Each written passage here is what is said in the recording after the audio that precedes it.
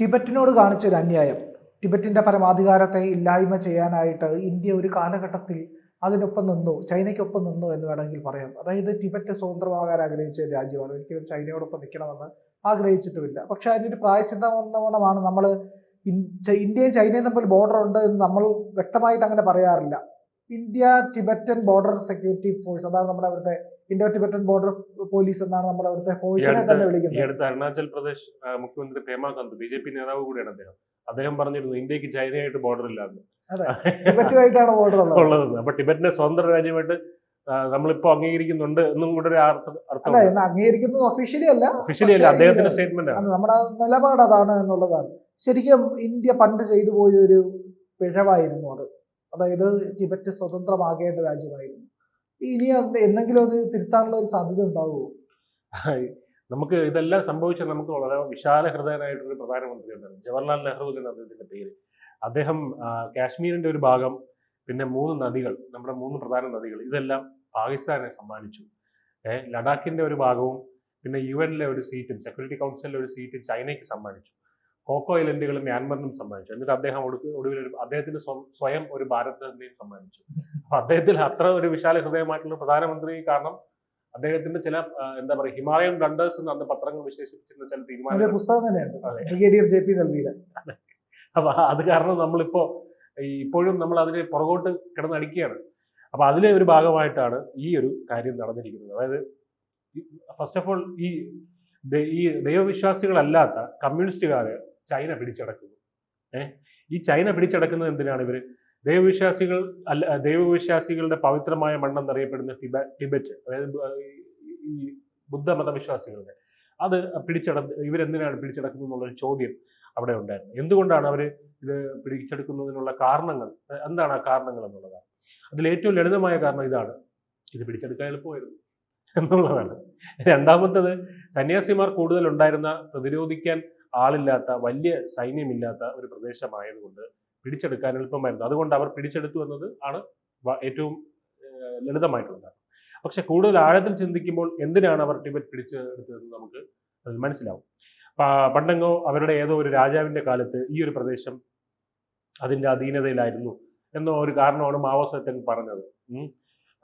പക്ഷെ അതിലൂടെ Himalayan region മൊത്തത്തിൽ കൈപ്പിടിയിൽ ഒതുക്കാനുള്ള അതിമോഹം അവർക്കുണ്ടായിരുന്നു.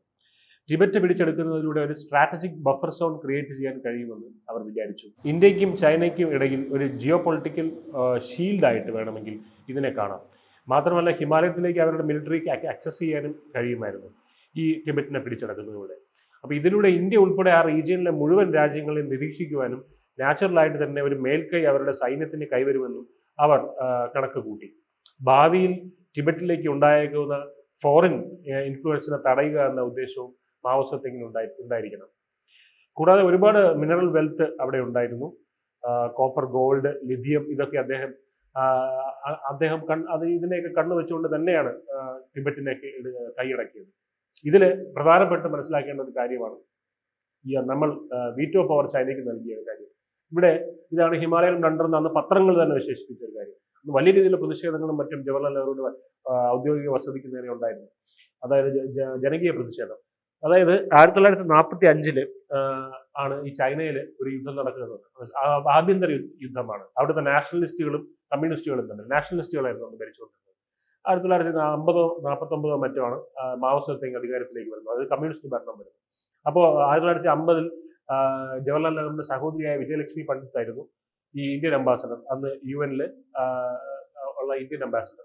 അപ്പോൾ അന്ന് അമേരിക്ക നമുക്ക് ഒരു ഓഫർ വെച്ച് ഈ ചൈന എടുത്ത് കളഞ്ഞിട്ട് നിങ്ങളെയാണ് നമ്മൾ സെക്യൂരിറ്റി കൗൺസിൽ എടുക്കാൻ ഉദ്ദേശിക്കുന്നതെന്ന് ഇന്ത്യ പറഞ്ഞു.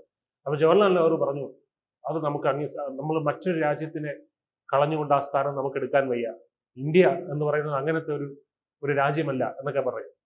1955 സോവിയറ്റ് യൂണിയനും പറഞ്ഞു, നിങ്ങൾക്ക് നമ്മളൊരു സീറ്റ് തരാമെന്ന് പറഞ്ഞു. അപ്പോഴും പറഞ്ഞു, വേണ്ട, അത് വേണ്ട, നമ്മൾ അധികാരമോഹികളല്ല എന്നൊക്കെ പറഞ്ഞു. എന്നിട്ട് ഇപ്പൊ കിടന്ന് അനുഭവിക്കുന്ന കണ്ടില്ലേ, നമുക്ക് ഒരു അഭിപ്രായം UN-ലെ, അതായത് പാകിസ്ഥാനെതിരെ ഒരു അഭിപ്രായം, അവരൊരു തെമ്മാടി രാഷ്ട്രമാണെന്ന് പറഞ്ഞപ്പോൾ അതിനെതിരെ അതിന് നമ്മളോട് നിൽക്കാൻ പോലും ഒരു രാജ്യമില്ല എന്നുള്ളതാണ്. അപ്പൊ ഇതെല്ലാം ഈ പറയുന്ന മഹാമനസ്കൻ കൊണ്ടുവന്ന് നമുക്ക് സമ്മാനിച്ച കാര്യങ്ങളാണ്. അപ്പോൾ ഇതിൽ എന്തായാലും നമുക്ക് ആ ഒരു ടിബറ്റിനോടുള്ള ചൈനയുടെ പ്രേമത്തിലോട്ട് തിരിച്ചു പോകാം. അതായത് വളരെ പ്രധാനപ്പെട്ട ഒരു പോയിന്റ് ഉണ്ട്. അതായത് പലപ്പോഴും നമ്മൾ മറന്നു പോകുന്ന ഒരു കാര്യമാണ്. കമ്മ്യൂണിസ്റ്റ് രാജ്യമാണ് എങ്കിലും റിലീജിയസ് കൺട്രോൾ എന്ന് പറയുന്നത് അത് തങ്ങളുടെ കയ്യിൽ വേണമെന്ന് ചൈന എപ്പോഴും വിശ്വസിക്കും. അത് ഈ കമ്മ്യൂണിസ്റ്റുകാർ പൊതുവെ എങ്ങനെയാണല്ലോ, നമ്മുടെ കേരളത്തിലും ഈ സ്വഭാവം കണ്ടിട്ടുണ്ടായിരിക്കും. ഇലക്ഷനോട് അടുക്കുമ്പോൾ ഇവർക്ക് ഒരു ആചാരങ്ങളോടൊക്കെ ഒരു പ്രിയം കണ്ടിട്ടുണ്ടായിരിക്കും. അവിടെയും അങ്ങനെയാണ്. ഈ ഈ തിരഞ്ഞെടുപ്പ് അത് എന്ത് തരത്തിലുള്ള തിരഞ്ഞെടുപ്പും ആവാം, ഇലക്ഷൻ തന്നെ ആവണമെന്നില്ല. അപ്പോൾ ഈ റിലീജിയസ് കൺട്രോൾ നമ്മൾ പറയുമ്പോൾ എന്താണ് ടിബറ്റ്, എന്താണ് ടിബറ്റൻ ബുദ്ധിസം എന്നുകൂടി നമ്മൾ മനസ്സിലാക്കേണ്ടതായിട്ടുണ്ട്. ബുദ്ധിസം ജന്മം കൊണ്ടത് ഇന്ത്യയിലാണ്, നമ്മുടെ രാജ്യത്താണ്. പക്ഷേ ദലൈലാമയെ പോലത്തെ ഒരു ബുദ്ധിസ്റ്റ് നേതാവ് എന്തുകൊണ്ടാണ് ഇന്ത്യയിൽ ഇല്ലാത്തത്?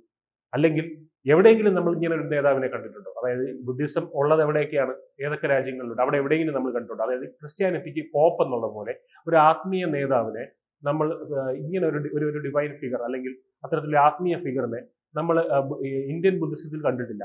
ഇന്ത്യയിൽ ബൗദ്ധന്മാർ ഇപ്പോഴും ഉണ്ടല്ലോ. ഇപ്പോൾ ദലൈലാമയെ പോലെ ഒരാൾ നമുക്ക് ഇവിടെ ഇല്ല എന്ന് മാത്രമല്ല, നേപ്പാളിലുണ്ടോ, ഭൂട്ടാനിലുണ്ടോ, കൊറിയയിലുണ്ടോ, ഈ മ്യാൻമറിലുണ്ടോ? ഇവിടെ ഒന്നും തന്നെ, അതായത് ബൗദ്ധ മതങ്ങളുള്ള സ്ഥലത്ത് തന്നെ അവിടെ ആചാര്യന്മാരും മറ്റുമുണ്ട്. പക്ഷെ ദലൈലാമയെ പോലെ ഒരു ആത്മീയ ഫിഗർ ഉണ്ടോ? പോപ്പിനെ പോലെ തന്നെ ഒരു യൂണിവേഴ്സൽ അക്സെപ്റ്റൻസ് ഉള്ള ഒരു ഫിഗർ ഉണ്ടോ എന്ന് ചോദിച്ചു കഴിഞ്ഞാൽ ഇല്ല എന്ന് തന്നെ പറയാം. അപ്പൊ അത് ജപ്പാനിലോ സൗത്ത് കൊറിയയിലോ തായ്വാനിലോ വിയറ്റ്നാമിലോ മംഗോളിയയിലോ ഹോങ്കോങ്ങിലോ സിംഗപ്പൂരിലോ മലേഷ്യയിലോ തായ്ലാൻഡിലോ ഈ പറയുന്ന ബുദ്ധമതമുള്ള ഒരു രാജ്യങ്ങളിലും ഇല്ല എന്ന് തന്നെ പറയാം. അപ്പൊ ഇവിടെയൊക്കെ ബുദ്ധിസം ഉണ്ട്, പക്ഷെ ദലൈലാമയെ പോലെ ഒരു പോസ്റ്റ് അവിടെ ഒന്നുമില്ല. എന്ന് വെച്ചാൽ ടിബറ്റൻ ബുദ്ധിസം ദലൈലാമയും യുണീക്ക് ആയിട്ടുള്ള ഒന്നാണ്. ടിബറ്റൻ ബുദ്ധിസം എന്ന് പറയുന്നത് മഹായാന ബുദ്ധിസവും വജ്രയാന ബുദ്ധിസവും കൂടെ ചേർന്നതാണ്. ടിബറ്റൻ ബുദ്ധിസത്തിന്റെ ഫൗണ്ടേഷൻ എന്ന് പറയുന്നത് മഹായാന ബുദ്ധിസമാണ്. പക്ഷേ പലപ്പോഴും ടിബറ്റൻ ബുദ്ധിസം വജ്രയാന ബുദ്ധിസം എന്ന പേരിലും അറിയപ്പെടുന്നുണ്ട്.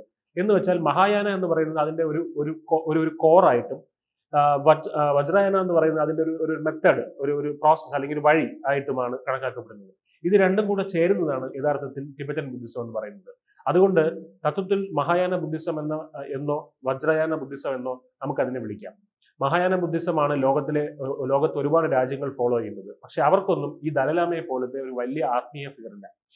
അവിടെയൊക്കെ ലാമകളോ ആചാര്യന്മാരോ ഒക്കെ ഉണ്ടാകാം. പക്ഷെ ദലൈലാമയെ പോലത്തെ ഒരു ഹൈ ലെവലിലുള്ള ഒരു പൊസിഷൻ, പുനർജന്മം, അദ്ദേഹം വീണ്ടും പുനർജനിക്കുന്നു, ആ പോസ്റ്റിലേക്ക് വരുന്നു, അങ്ങനെ പറയുന്ന തരത്തിലൊരു പോസ്റ്റ് ഇല്ല. അതുകൊണ്ട് ദലൈലാമ യുണീക്കാണ്. അതിനാൽ തന്നെ ലോകത്തിലെ സകല ബുദ്ധമത വിശ്വാസികളും ബുദ്ധിസ്റ്റ് രാജ്യങ്ങളും ഒക്കെ ടിബറ്റിനെ വളരെ പവിത്രമായിട്ടാണ് കാണുന്നത്. ഇന്ത്യയാണ് ബുദ്ധമതത്തിന്റെ ഉറവിടമെങ്കിൽ പോലും. അപ്പൊ ആ ടിബറ്റിന്റെ കൺട്രോൾ കിട്ടിയതിലൂടെ കൾച്ചറൽ ആയിട്ടുള്ള ഒരു ചൈനീസ് ഇൻഫ്ലുവൻസ് അല്ലെങ്കിൽ ഒരു പവർ, സോഫ്റ്റ് പവർ കൂടിയാണ് ചൈന ഉദ്ദേശിക്കുന്നത്. അതായത് ബുദ്ധിസം കൺട്രോൾ ചെയ്യുന്ന ഒരു റീജിയൻ അല്ലെങ്കിൽ ഒരു രാജ്യമായിട്ട് ചൈന മാറി. ഹൈന്ദവ വിശ്വാസത്തിൽ ഏറ്റവും പവിത്രമായ കൈലാസ പർവ്വതം പോലും ചൈനയുടെ അധീനതയിലാണ്. നമ്മൾ ഈ കൈലാസ വിസിറ്റ് നടത്തുന്നത് പ്രോപ്പർ കൈലാസത്തിലല്ല നമ്മൾ പോകുന്നത്. ശരിക്കുള്ള കൈലാസം ടിബറ്റിലാണ്, അതായത് ഇപ്പോൾ ചൈനയുടെ അധീനതയിലുള്ള ടിബറ്റിലാണ്. അതായത് ഇന്ത്യക്കും ചൈനയ്ക്കും ഇടയിൽ വളരെ സ്വതന്ത്രമായി നിലനിന്ന ഒരു പ്രദേശത്ത് തങ്ങളുടെ കൈപ്പിടിയിൽ ഒതുക്കിക്കൊണ്ട് ചൈന ഒരു കൾച്ചറൽ ആയിട്ടുള്ള ഒരു ഇൻഫ്ലുവൻസ് കൂടിയാണ് വർദ്ധിപ്പിച്ചിരിക്കുന്നത്. അപ്പോൾ ക്രിസ്ത്യാനിറ്റിക്ക് പോപ്പ് എന്ന് പറയുന്നത് എല്ലാ ക്രിസ്ത്യാനികളുടെ ആചാര്യനാണ്, അല്ലെങ്കിൽ പ്രതിനിധീകരിക്കുന്ന ഇതിൽ ഏറ്റവും ഉയർന്ന ഒരാളാണ്. അപ്പൊ അതുപോലെ ബുദ്ധിസത്തിന്റെ ഒരു ആളാണ് ടിബറ്റൻ ഈ ലാമ, ദലൈലാമ. അപ്പൊ അത്തരത്തിലൊരു ആളിലൂടെ ഈ രാജ്യത്തെ സ്വാധീനിച്ചു കഴിഞ്ഞാൽ, ഈ ബുദ്ധിസത്തിന്റെ കൾച്ചറൽ പ്രാധാന്യമുള്ള ഒരു രാജ്യത്തെ സ്വാധീനിച്ചു കഴിഞ്ഞാൽ ഇതുവഴി ബുദ്ധിസമുള്ള എല്ലാ രാജ്യങ്ങളിലും അത്തരത്തിൽ ഒരു സോഫ്റ്റ് പവർ സ്വാധീനം ചൈനയ്ക്ക് സാധ്യമാകും. ഇന്നിപ്പോൾ എന്തിനാണ് ലഡാക്കും അല്ലെങ്കിൽ സിക്കിം ഉൾപ്പെടെയുള്ള പ്രദേശങ്ങളൊക്കെ ചൈന വേണമെന്ന് പറയുന്നതെന്ന് ചോദിച്ചു കഴിഞ്ഞാൽ, ഇവിടെയെല്ലാം ദലൈലാമയെ സപ്പോർട്ട് ചെയ്യുന്ന ബുദ്ധിസ്റ്റുകളുണ്ട്. നേരത്തെ പറഞ്ഞൊരു കാര്യം കൂടെ കൂടിച്ചേർക്കാനുണ്ട്. ഈ പറയുന്ന ടിബറ്റിലെ ചൈന ആക്രമിച്ചപ്പോൾ നമ്മൾ മിണ്ടാതിരുന്നു എന്ന് പറഞ്ഞല്ലോ. അപ്പോൾ നമ്മൾ അവിടെ മിണ്ടാതിരുന്നതിന്റെ ഫലമായിട്ട് 1962 അക്സായ് ചിൻ എന്ന് പറയുന്ന ഒരു പ്രദേശം നമ്മുടെ ലഡാക്കിൽ നിന്ന് നമ്മുടെ കാശ്മീരിൽ നിന്ന് ചൈന തട്ടിക്കൊണ്ട് പോയിട്ടുണ്ട്. അതിപ്പോഴും നമ്മുടെ കയ്യിൽ കിട്ടിയിട്ടില്ല. അപ്പോൾ അതന്ന് നമ്മൾ അവിടെ നിന്ന് പ്രതികരിച്ചിരുന്നില്ലെങ്കിൽ ഇത് സംഭവിക്കില്ലായിരുന്നു. അപ്പോൾ ടിബറ്റിൽ കൂടാതെ ഇന്ത്യക്ക് ബോർഡർ ഉള്ളത് എവിടെയാണെന്ന്, ചൈനയുമായിട്ട് ബോർഡർ ഉള്ളത് എവിടെയെന്ന് വെച്ച് കഴിഞ്ഞാൽ അക്സായ് ചിന്നിലാണെന്ന് പറയേണ്ടി വരും, കാശ്മീരിൽ. അപ്പോൾ ടിബറ്റൻ ബുദ്ധിസം പിന്തുടരുന്ന ഒരുപാട് പേർ ഇന്ത്യയിലുണ്ട്. ഏകദേശം ഞാൻ മനസ്സിലാക്കുന്ന 1 ലക്ഷം പേരാണ് ടിബറ്റൻ ബുദ്ധിസം പിന്തുടരുന്ന ബുദ്ധ സന്യാസിമാർ ഇവിടെ ഉള്ളത്. സന്യാസിമാരല്ല, ബുദ്ധമത പിന്തുടർച്ചക്കാർ. അപ്പോൾ ഇത് കാരണം ഈ ടിബറ്റൻ ബുദ്ധിസം പിന്തുടരുന്ന ആളുകളുള്ള പ്രദേശങ്ങൾ കൂടി പിടിച്ചെടുത്തുകൊണ്ടാണ് ഈ ടിബറ്റൻ റീജിയനെ സുരക്ഷിതമാക്കാൻ ചൈന ശ്രമിക്കുന്നത്. ദലൈലാമയുടെ ടീച്ചിങ്സ്, അദ്ദേഹത്തിന്റെ പ്രസ്താവനകൾ വളരെയധികം യുവാക്കളെ സ്വാധീനിക്കുന്നുണ്ട്. ദലൈലാമ ഒരിക്കൽ പറഞ്ഞിട്ടുണ്ട്, അതായത് ഞാൻ ഇന്ത്യയിൽ കിടന്ന് മരിക്കാനാണ് ആഗ്രഹിക്കുന്നത്, വീഡിയോ യൂട്യൂബിലുണ്ട്. കാരണം ഇന്ത്യക്കാരുടെ സ്നേഹം എന്ന് പറയുന്നത് യഥാർത്ഥമാണ്. മറ്റേ ഏത് ചൈനക്കാരുടെ സ്നേഹം എന്ന് പറയുന്നത് കൃത്രിമമാണ്. യഥാർത്ഥത്തിൽ ഇന്ത്യക്കാരുടെ ഒപ്പം അവരുടെ മണ്ണിൽ കിടന്ന് മരിക്കാനാണ് ഞാൻ ആഗ്രഹിക്കുന്നത്. ഞാൻ അതുകൊണ്ടാണ് ഇന്ത്യ തിരഞ്ഞെടുത്തതെന്ന് പറയുന്നത്. കാരണം അദ്ദേഹത്തിന് പല രാജ്യങ്ങളിൽ നിന്ന് ഓഫറുണ്ട്. അമേരിക്കയൊക്കെ പൊന്നുവില കൊണ്ടുവരിക, കാരണം ചൈനയ്ക്കെതിരെയുള്ള ഒരു ആയുധമാണ്. പക്ഷേ അദ്ദേഹം ഇന്ത്യയാണ് തിരഞ്ഞെടുത്തത്. കാരണം ബുദ്ധമത വിശ്വാസത്തെ സംബന്ധിച്ചിടത്തോളം ഇന്ത്യ എന്ന് പറയുന്നത് ബുദ്ധന്റെ തന്നെ സ്വന്തം നാടാണ്. അപ്പോൾ ടിബറ്റിൽ പറ്റില്ല എന്നുണ്ടെങ്കിൽ പിന്നെ അവിടെ ഇന്ത്യ എന്നൊരു ഓപ്ഷൻ മാത്രമേ അദ്ദേഹം എടുത്തിട്ടുള്ളൂ. അപ്പൊ അതുകൊണ്ട് തന്നെ ലോകത്ത് വേറെ എവിടെ വേണമെങ്കിലും പോകാൻ അവസരം കിട്ടിയിട്ടും അദ്ദേഹം ഇന്ത്യയിലേക്ക് തന്നെ തിരികെ വന്നത്. അപ്പൊ അദ്ദേഹം നമ്മുടെ ഹിമാചൽ പ്രദേശിൽ തന്നെ ഇപ്പോൾ സെറ്റിൽ ആയിട്ടുണ്ട്. കഴിഞ്ഞ ദിവസം അദ്ദേഹം നവതി ആഘോഷങ്ങൾ കഴിഞ്ഞിരുന്നു. എന്തായാലും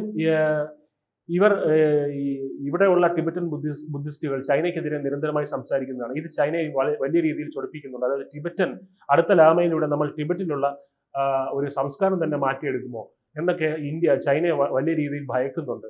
അപ്പോൾ അത്തരത്തിൽ ഇവർ അടുത്ത ലാമയെ തിരഞ്ഞെടുക്കാനുള്ള സ്വാതന്ത്ര്യം ചൈനയ്ക്കാണെന്ന് മറ്റും ചൈന പറയുന്നു. എന്തായാലും ഇവിടെയാണ് നമുക്ക് ഒരു പ്രതീക്ഷയുള്ളത്. അതായത് ഇവിടെ ഇന്ത്യ നട്ടെല്ല് കാണിക്കും എന്ന് തന്നെ നമുക്ക് പ്രതീക്ഷിക്കാം. കാരണം ഇവിടെ കൃത്യമായി അടുത്ത ലാമ ഇന്ത്യയിൽ നിന്നാണ് വരുന്നതെന്ന് ലാമ പറഞ്ഞിട്ടുണ്ട്. അവിടെ അതുകൊണ്ട് നമ്മൾ ആ ഒരു നെഹ്റുവിന്റെ ദീർഘവീക്ഷണമില്ലാതെ കാണിച്ച ഈ പ്രവർത്തികൾക്ക് നരേന്ദ്രമോദി ഒരു കൃത്യമായ ഒരു നിലപാടിലൂടെ ഈ പറയുന്ന ടിബറ്റിന് ഒരു സ്വാതന്ത്ര്യം പ്രഖ്യാപിക്കുന്ന രീതിയിലേക്കുള്ള നടപടികൾ കൊണ്ടുവരുമെന്ന് തന്നെ നമുക്ക് പ്രതീക്ഷിക്കാം.